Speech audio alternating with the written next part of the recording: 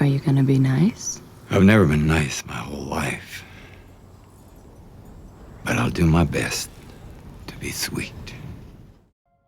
Kill Bill is Quentin Tarantino's revenge epic, a two-part magnum opus in which he takes all of his greatest inspirations and masterfully stitches them into a brand new body of work, becoming itself a new genre. It's a film that follows the violent quest of one woman, Beatrix Kiddo, who was shot in the head by her ex-lover and former boss, Bill, an influential criminal mastermind who manages a tight circle of female assassins. Female assassins is a detail I want to hone in on. It's something that makes Kill Bill stand out in a crowd of action movies. I mean, how many films start with two women getting into a knife fight in the middle of a suburban living room?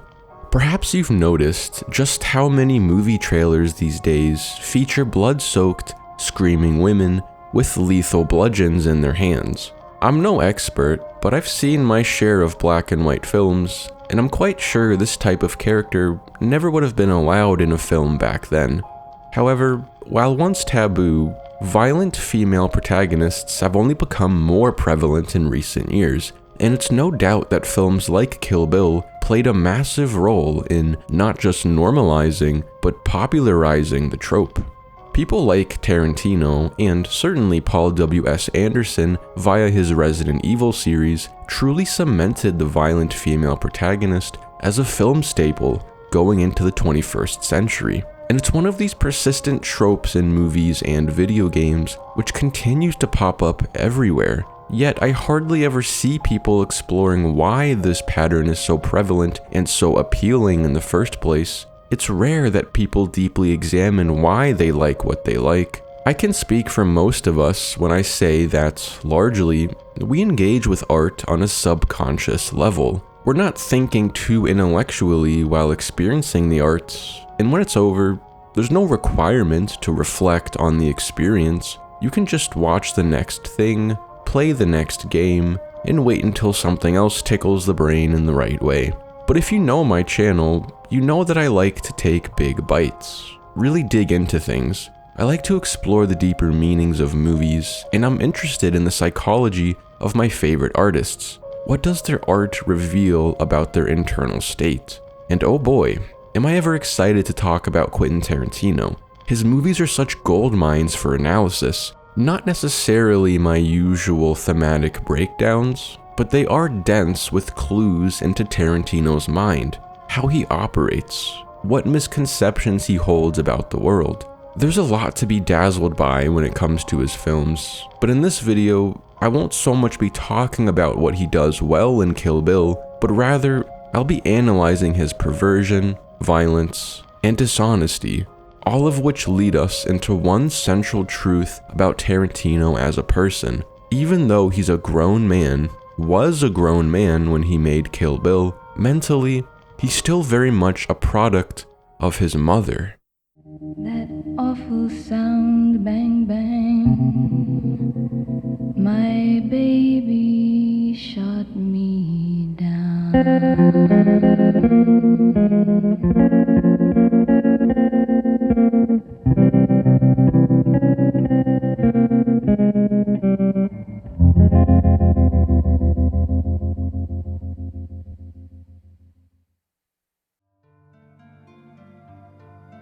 Female violence has always been fascinating to me, and by fascinating I mean uncouth, indecent, and kind of gross all around. Ever since I was a kid, something about women being fighters and killers has been distasteful to me. Call me old-fashioned, I guess. And that's kind of Kill Bill's entire thing, women being violent. And since, to me, this is unnatural and very much backwards, I can't help but rack my brain wondering why Tarantino wrote this kind of movie in the first place. It's my personal opinion that Quentin Tarantino did not grow up in a very safe or peaceful home environment.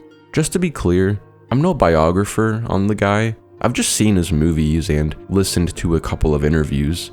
However, art is an expression of the subconscious. And so, it's fair to say that Tarantino's movies give us quite the glimpse into his innermost thoughts.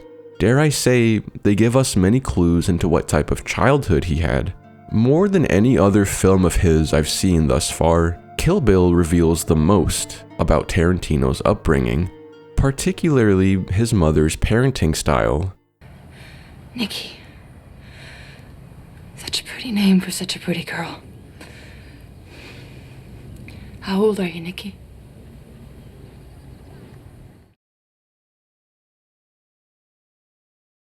And by the way, this little writing career, all right, with the finger quotes, this little writing career that you're doing, that is over. Kill Bill teaches us one lesson rather quickly. The home is not sacred. Home isn't safe. The film starts off with a knife fight in a living room between two women, one of whom is a mother. Her child comes home from school, and for a brief moment, there's a pretense of peace and safety. The women cease their fighting and put on an act for the child, albeit an unconvincing act. What with the gashes on their faces and the glass shattered all over the carpet, the child is smart. She knows something is up. But the women, as somewhat sensible people, feel obligated to pretend otherwise. Nonetheless, it must be destabilizing for the little girl to come home and find her sanctuary of peace in disarray, her own mother bleeding in the presence of a strange woman she's never seen, also bleeding. If before she understood home to be a place of safety, then now, that idea has surely been shaken. Certainly, when Beatrix kills her mother in front of her, that idea of safety is shattered. Tarantino has a unique knack for making the ordinary world seem unsafe. He implants in you the idea that an insidious evil lurks around every corner, behind every door. He has claimed his favorite scene from Reservoir Dogs to be the moment when Mr. Blonde takes a break from torturing the cop to go grab gasoline from his car. There's a quick transition from the utter stress of the warehouse to the serenity of the outdoors. We can hear kids playing, birds chirping, the natural ambience of a good neighborhood on a nice day.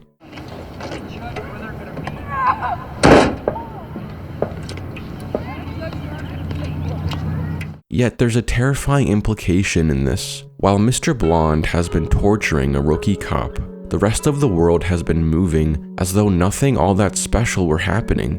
They are utterly clueless to the fact that somewhere, right down the road, in an unsuspecting, plain old warehouse, some of the worst evil imaginable is taking place. Nobody kills anybody in my place of business except me or Zed. That's it. It's a constant in his films that nowhere is safe. No matter how plain, how ordinary, how everyday and average it might seem, it keeps you on your toes and glancing over your shoulder. You had no reason to question what lurks in the basement of a random pawn shop until Pulp Fiction showed you just what could be sitting underneath. He programs you to be that much more skeptical and paranoid of the world around you. Put another way, Tarantino dismantles false fronts. He intentionally chips away at the idea that society at large is normal and innocent. As I'll discuss in this video, he makes villains out of average people, just as he makes torture dungeons out of warehouses and basements. Just so, in Kill Bill, he makes battle arenas out of living rooms.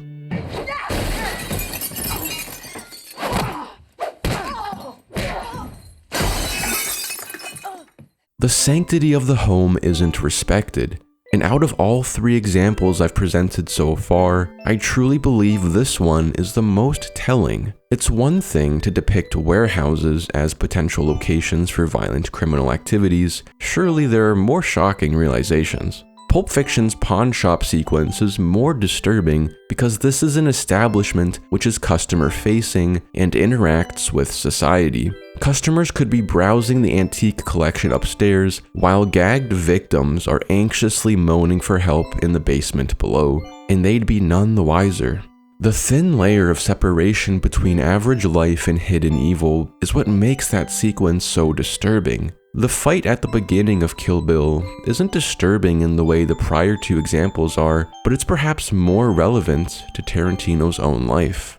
I don't think you depict life in such a paranoid way unless you learned somewhere during your childhood that people were deceitful, that people lied and put on good faces while secretly they did nasty and evil things. I think Tarantino learned this as a kid. I think he lost a lot of faith in the world at a young age, which is why he puts such unrealistically degenerate people in his films. The sacred things in life, home, family, were flippantly disrespected by the people around him. Surely his own father disrespected the sanctity of family when he left Quentin and his mother. Just so, because Kill Bill begins the way it does, I speculate that, under his mother's care, Tarantino witnessed further disrespect of the sacred. As I'll speculate soon enough, I believe his mother was violent. I believe she spanked him. If that's not true, I'm sure she yelled, scolded, or cursed him out, which Tarantino actually does verify in one of his interviews.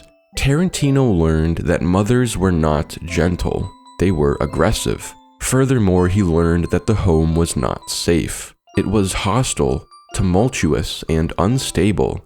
It's why he can't help but depict an average family home as a place of violence.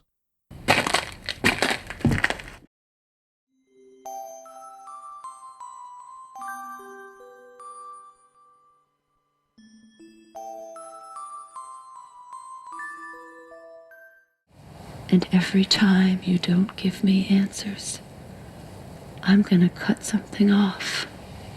There's a moment during the climactic fight of Kill Bill Volume 1 where Beatrix takes one of Oren's henchmen, a young Japanese boy, and, bending him over her knee, spanks him a few times with her sword. She then promptly releases him, angrily telling him to go home to his mother, and the boy runs away holding his bottom. It's played as funny, and in a way, it kind of is. Beatrix is showing mercy by spanking the young man rather than outright killing him. It's anticlimactic and, in this right, somewhat humorous. But I'm going to be clear about this. I don't like spanking. In fact, I think it's awful, abusive. There's nothing redeeming in it, and it's a crime against children. With that being said, I was understandably conflicted when this scene played out. It's meant to be funny. You're supposed to laugh, and most people probably will.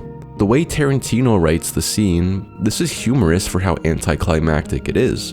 A bloodbath has just wrapped up, and Beatrix finishes off her streak of mass killings not by adding another body to the pile, but merely spanking a young boy. However, in any ordinary context, say behind closed doors in an average family home, spanking is traumatic, especially for the victimized child. Everyone knows how spanking looks, which is why most parents won't do it in public. Yet Tarantino manages to manipulate the stigma around spanking by directly comparing it to literal death. And when comparing spanking to death, of course spanking will feel minimal, merciful even. Yet this is dishonest and warps the experience of actual children. Nobody ever enjoys being spanked, and it's just creepy and weird that Tarantino tries so desperately to make spanking seem relieving. Tarantino was a Gen X kid, raised by a single mom during the late 60s.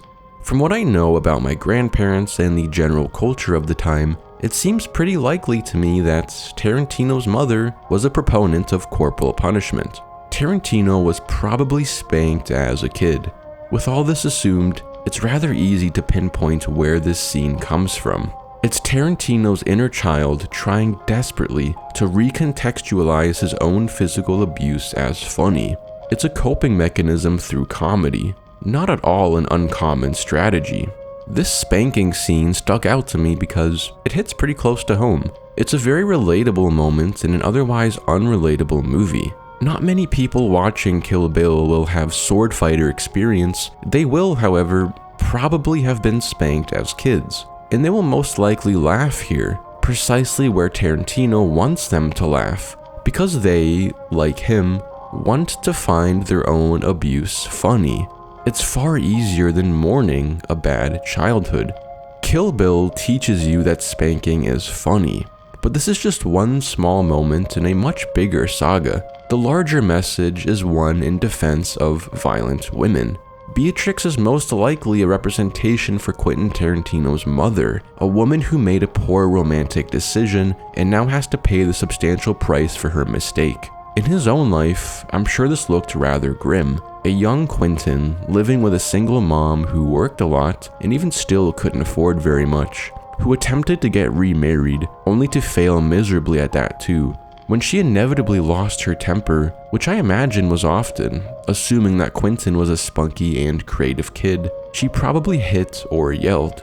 That's traumatic. That's deeply depressing and enraging for a boy. But such troubling emotions are deeply uncomfortable. Nobody wants to be angry at and disappointed in their mother. Children want to love their parents unconditionally, so they will find ways to excuse bad behavior.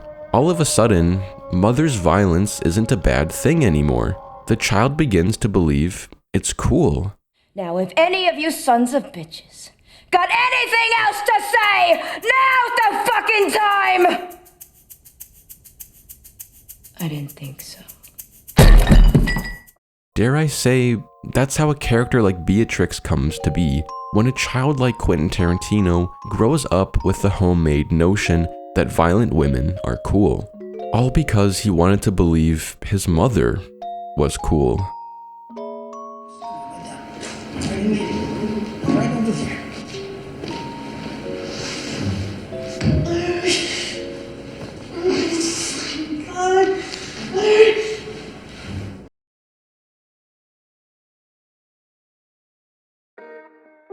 Tarantino's childhood plays a bigger role in his films than we realize. I did a 45-minute deep dive into Reservoir Dogs a few years ago, where I looked at how Tarantino being raised without a father influenced his view on masculinity. In short, I said that Reservoir Dogs was him admitting that he didn't know what it meant to be a man, and the cool, tough guy gangsters are all rough and sloppy estimations of what a man is in his mind.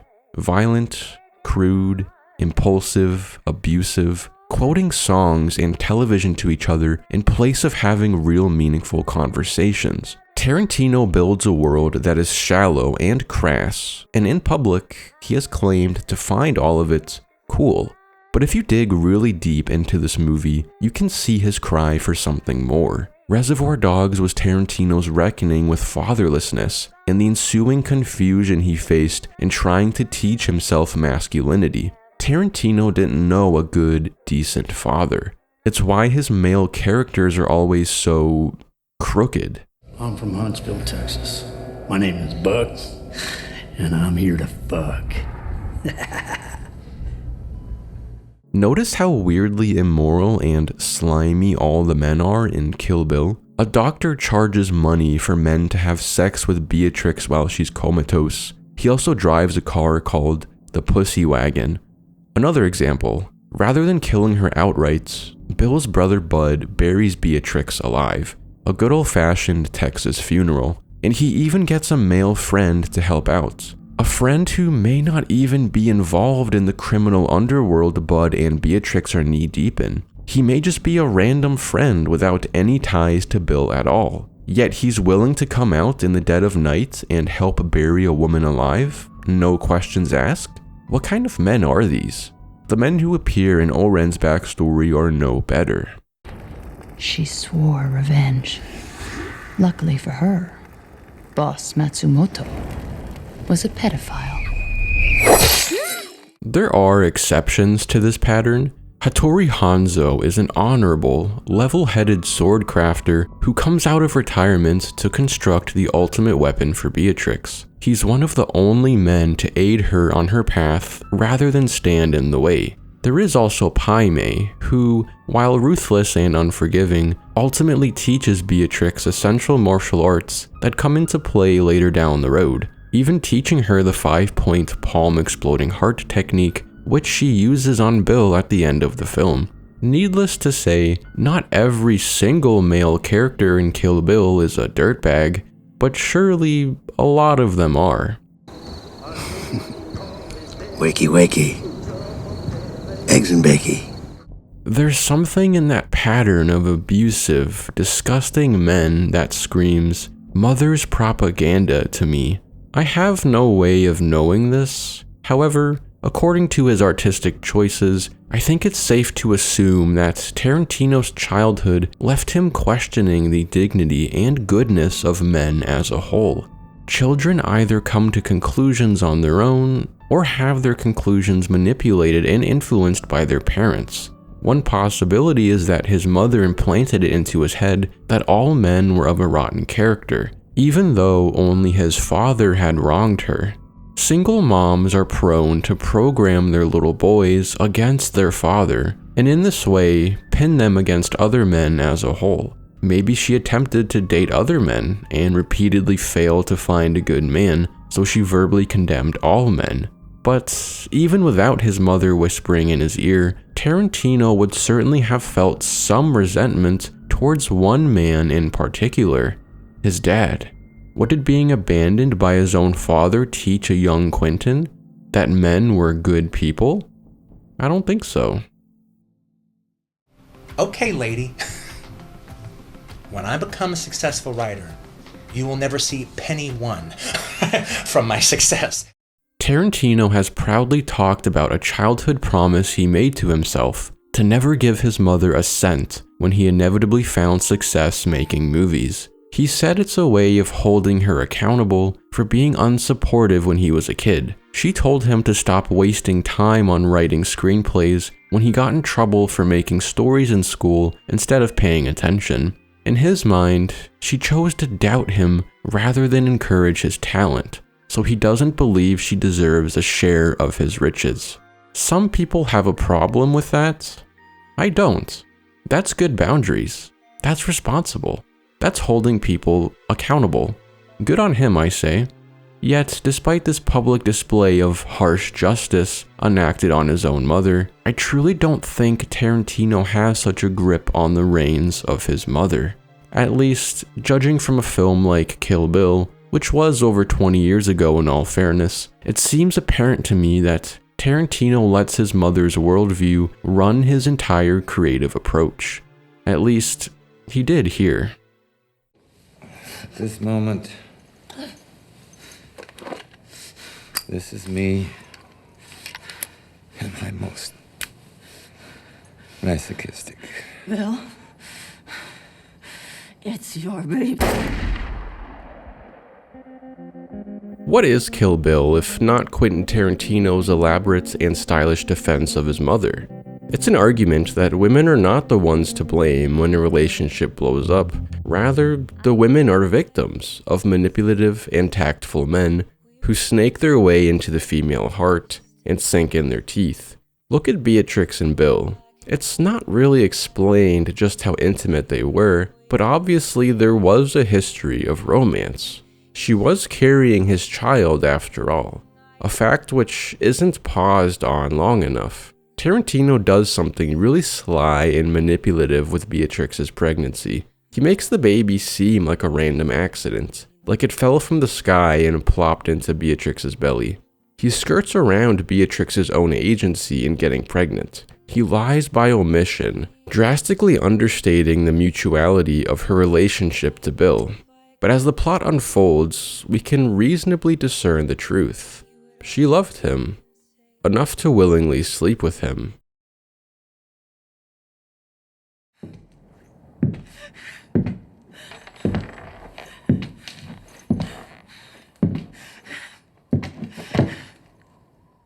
However, from the outset, we might not believe this.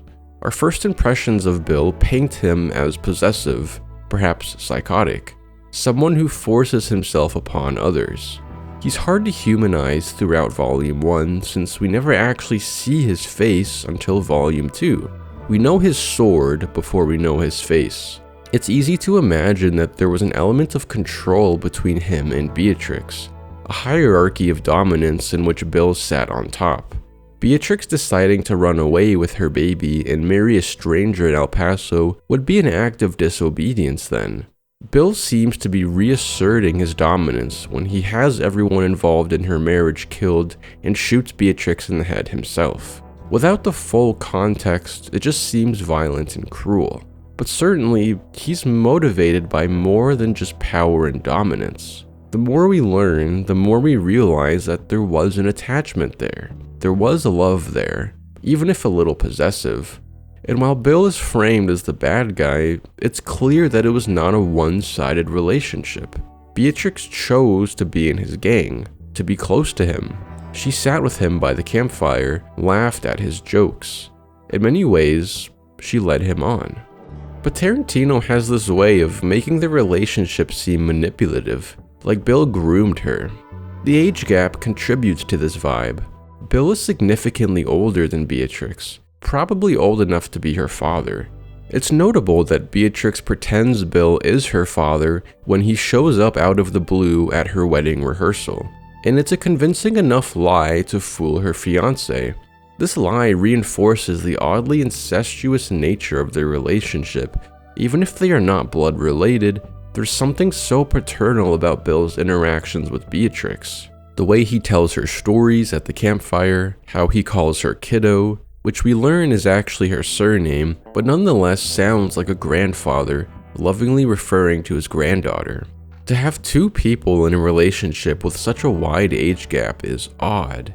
To have a pregnancy come out of it is weirder. If someone read such a story in a newspaper article, they'd call it creepy and gross, particularly on the part of the older man. And this writes, Beatrix and Bill's relationship is icky, but doubly so because of how familial they seem, like a father and daughter. Do I look pretty? Oh, yeah.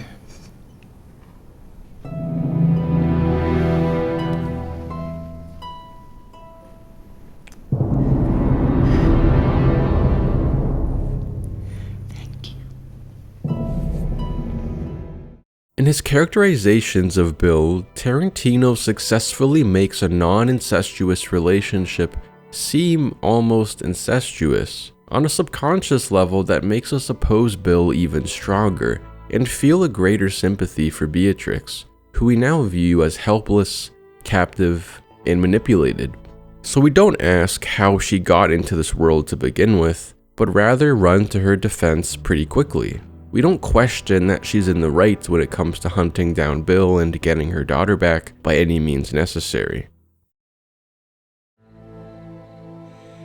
You're not a bad person. You're a terrific person. You're my favorite person. But every once in a while, you can be a real cunt.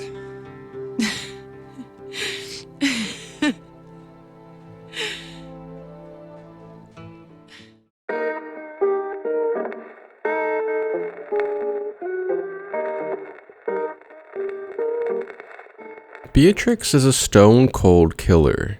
This is established in the first scene of the movie, when she goes to the home of Renetta Green. She wastes no time in trying to kill the woman, and although she stops when her daughter comes home from school, she's unfazed when Renetta asks to be spared for her daughter's sake. Beatrix is not an animal, not a savage murderer, but she is a killer, and she's unwavering in her quest for vengeance.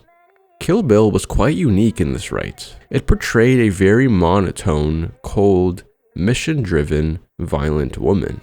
But there's a few instances where Beatrix, this professional and talented killer, is quite warm, girlish, and childlike. These moments exclusively occur when she is in the presence of Bill, where she's very serious, intense, and monotone with most other people. She's giddy around Bill.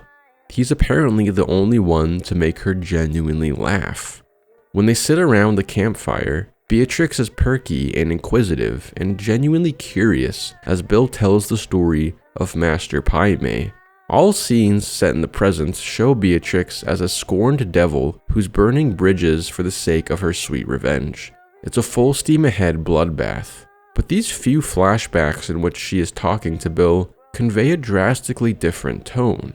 Their back and forth is playful. They pick on each other. Beatrix is letting her guard down, something we don't see her do with very many people. She feels uniquely safe with him, safe enough to put down her walls and show a more truly feminine side to herself. When will I see you again? That's the title of my favorite soul song of the 70s. What? Nothing. It's hard not to ask how Beatrix got into this mess to begin with. How did she meet Bill? Why did she choose to stay with him? What about Bill charmed and persuaded her to join his team? It's never really explained what led Beatrix into Bill's arms. We don't get a backstory for her the way we do for Oren Ishii, but if their backgrounds are anything alike, then it's safe to assume that Beatrix was herself a heavily traumatized girl, and in her broken state, she was easily manipulated and won over by Bill, a smooth-talking recruiter who likely found Beatrix when she was young and profoundly confused, and sunk his claws in. You'll find it a bit lonely on my side. Your side always was a bit lonely, but I wouldn't sit anywhere else. I criticized Tarantino for letting his mother get the better of him when it comes to his art. Kill Bill, to me, seemed like an elaborate defense of single mothers, women who willingly choose bad men to have kids with, and yet are seldom blamed for the breakup. Tarantino writes of a lioness who was on the war path to recover her cub, and that she is owed the child and is correct in killing whoever she must to get her back is a given. It feels shallow and uncurious. Beatrix's agency is hardly explored. We don't know why she let Bill impregnate her. The topic isn't touched. Pregnancy is presented like a sudden onset natural disaster, and all we know is how she dealt with it, not how it came to be. Why should I help you? Because my vermin is a former student of yours. And considering the student, I'd say you have a rather large obligation. I don't like granting women free passes and not exploring their bad decisions. Kill Bill, to me, was the epitome of defending a guilty woman, albeit in a supremely entertaining fashion. But in considering Beatrix's backstory, I soften my criticisms of Tarantino's logic, because there is a very good chance that Beatrix is an emotionally broken woman as a result of a bad childhood and an incomplete bond with her father. Here I'll be moving into speculative territory as, again, we don't know very much about her past at all. However, there are clear hints of a latent attachment issue which Beatrix demonstrates whenever she's around Bill, as though he is fulfilling a role in her life which her own father never did. Take his death scene, for instance. Beatrix has finally confronted the man who tried to kill her and stole her baby daughter. It's the climax of the film. He's the final boss, the man who did her wrong, tried to snuff her out when all she wanted was to get away and start fresh for the sake of her daughter. I don't think she's innocent in the way Tarantino makes her out to be, but I can agree that she's justified in confronting and finally killing this man. But even as Bill, a corrupt and evil man, meets his end, Beatrix is crying and laughing at what he says to her. Even when Bill gives her a backhanded compliment, she still finds something charming in the man, despite everything he's done to her. Like a victim of abuse who, even in the presence of their abuser, can't help but follow their direction. Dad's telling a joke. You're supposed to laugh. Surely Bill's relationship to all his girls resembles that of a touchy, perverted father with submissive daughters, but it feels particularly intimate between him and Beatrix. She displays some dominant emotional programming that can only really take root so strongly if it begins in childhood, which is why I speculate that she had a very rough or otherwise non-existent relationship to her father, leaving a vacancy to be filled by whichever man was sly and charming enough to win her broken heart. Bill admits that he knew this about her when he tells Beatrix, "Your side always was a bit lonely, but I wouldn't sit anywhere else." You belong to me.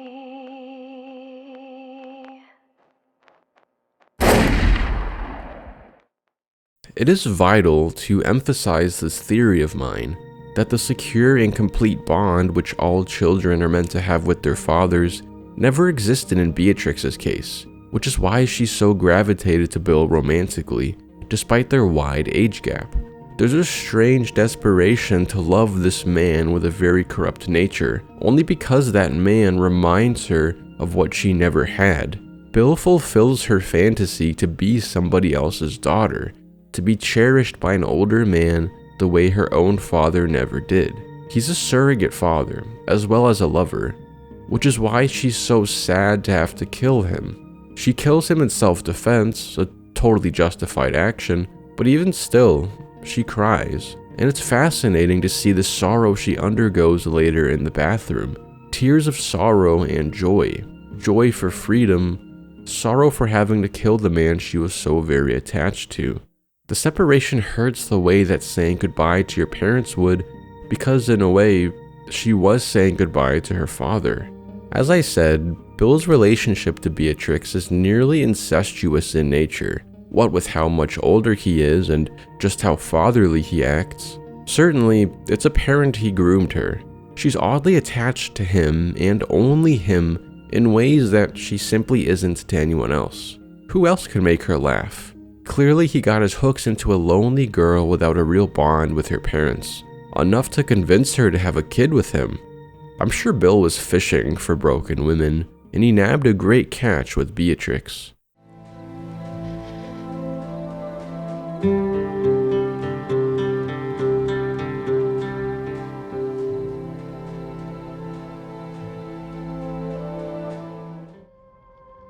I feel bad for Beatrix, who was clearly a very broken child, shattered enough to become an easy target for a charming, smooth-talking older man.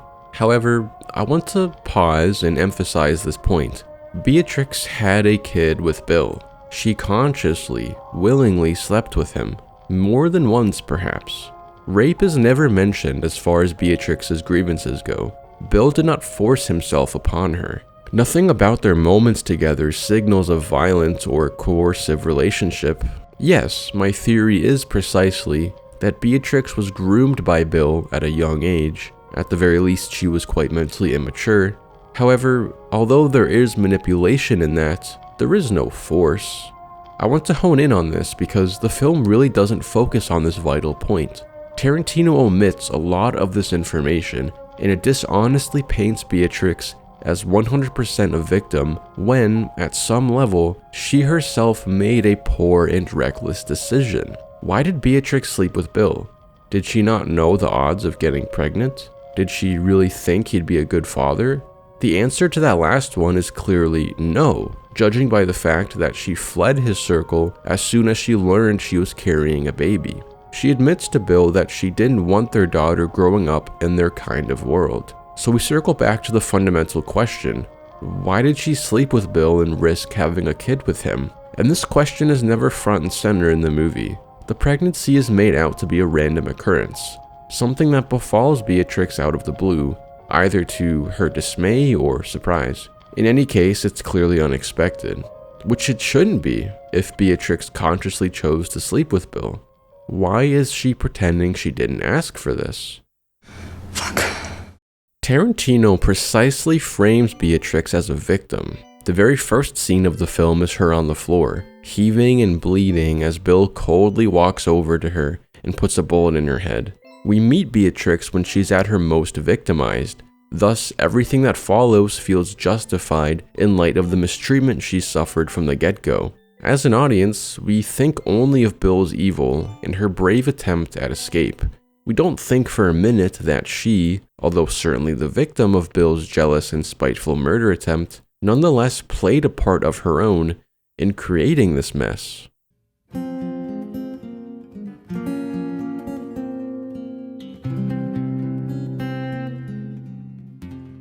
Hey folks, if you made it this far in the video, I just want to say thank you so much for bearing with me. I hope the video was enjoyable and I hope it gave you some food for thought. I just wanted to clarify that this whole video was meant to be one upload on YouTube at around an hour and 15 minutes. It would have been my longest video to date, Probably my best video. However, if I attempted to upload the entire thing as one video, YouTube was outright blocking it completely due to the copyright. So that being said, this is going to be a 3-part series. This will serve as part 1. Part 2 will be out within a few days, and then part 3 will be out a few days after that. Now that being said, if you liked this video and you're chomping at the bit to see part 2 and 3 right now, you can head on over to patreon.com/Orion Trips, sign up for either the $3 or $5 tier, and you can have access to the entire hour and 15-minute long video right now. No wait, cut to the front of the line, and enjoy yourself what I consider to be my best video to date. Certainly there's no one else on YouTube saying any of the things I'm saying here. So, if you like this video, or if you just like my work in general and you want to support me, you can go to patreon.com/Orion Trips with the added benefit of being able to see this entire video right here, right now, no wait. But otherwise, for those of you who are YouTube users only, I will stagger this upload, like I said, to be a few days in between parts. So expect part 2, maybe 3 days from now, something like that. Anyways, thank you all so much for watching. Thank you to my members on Patreon who help make this type of content possible. And once again, if you want to support my work and see this full video right now, consider joining on Patreon. Thank you to the members, and thank you for watching. I'll see you guys in part 2.